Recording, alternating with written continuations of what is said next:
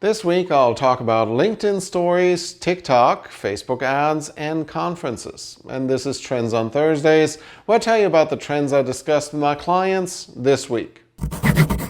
First up, LinkedIn Stories. I know, another Stories product, but for one, Stories work really well. 70% of Instagram users watch Stories daily to the tune of some 500 million people, as a matter of fact.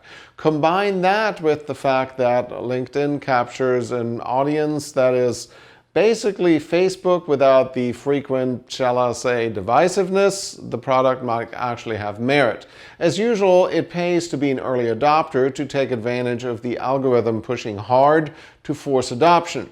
At least give it a shot, and please don't post the same stuff as you're posting on your timeline. It doesn't work that way.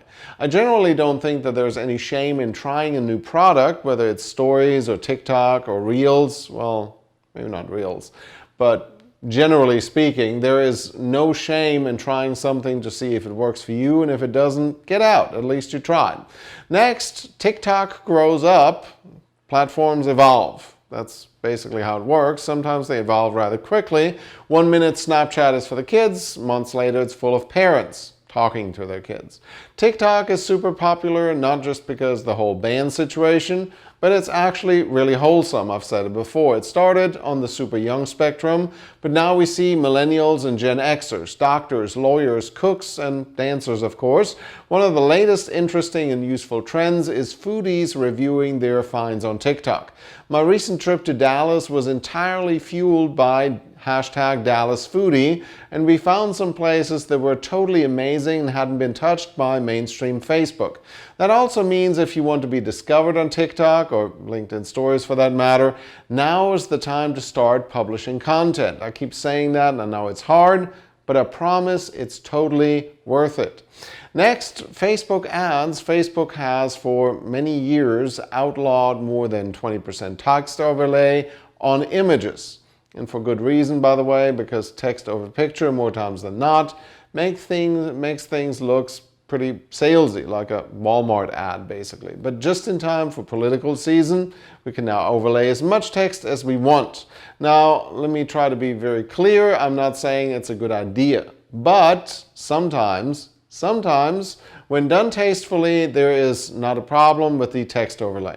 Facebook presumably shouldn't be the creative police anyways, and for one, bad ads get punished by the algorithm pretty quickly. So if you make bad ads, the price will simply make it cost prohibitive to actually run those.